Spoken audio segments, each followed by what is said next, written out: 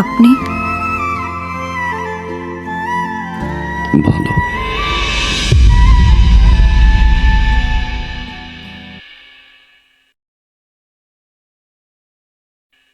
এটা রাখো ভাইয়া। এটা কি? 1.5 লাখ টাকা। 1.5 লাখ টাকা? কেন? ওই যে তোমাকে না বলে নিয়েছিলাম। এটা লাগবে না। ছোট ভাইকে থেকে 1.5 লাখ টাকা দিয়ে একটা মোটরসাইকেল দিতেই পারি। রাখ, এটা লাগবে। রাখ রাখ রাখ।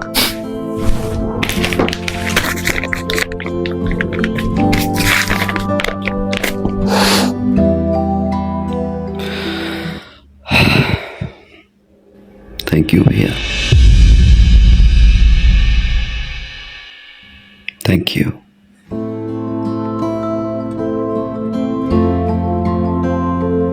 তোমার কাছে এটা 1.5 লাখ টাকা হতে পারে, আমার কাছে অনেক কিছু। তোমার এই 1.5 লাখ টাকা আমার এই জীবনের মোড় ঘুরিয়ে দিয়েছে ভাইয়া।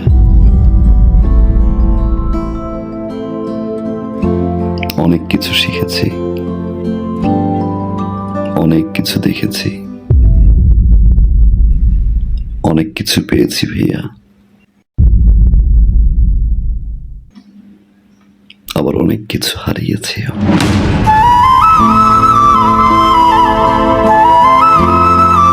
এতদিন পরে এসে আমার মনে হলো এই টাকাটা তোমাকে ফেরত দেওয়া উচিত, কারণ এই টাকাটা আমার কাছে এখন বোঝা।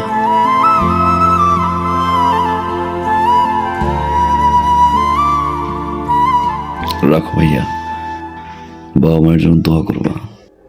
আসি ভাবি। বসবি না, কিছু খাবি?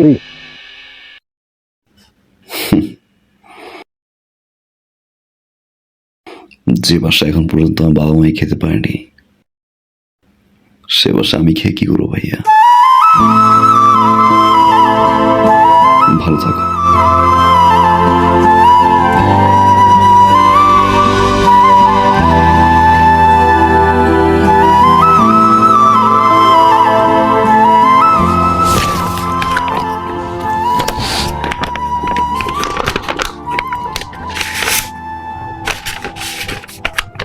মা,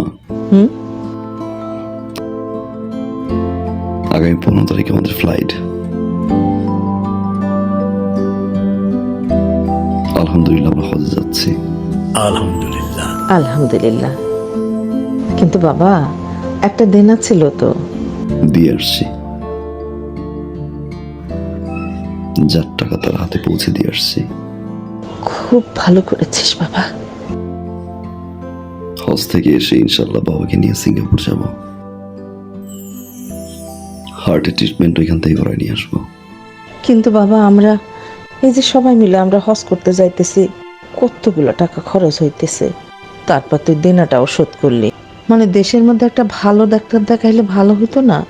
সিঙ্গাপুরে যাওয়ার দরকার কি? দেশের ডাক্তার তো রেফার করলো মা, এত কিছু ভাবতে হবে না। আমি যতদিন আছি তোমাদের সেবা করে যাব। সারা জীবন তো চালাই গেছি, এবার একটু সেবা করার সুযোগ দাও।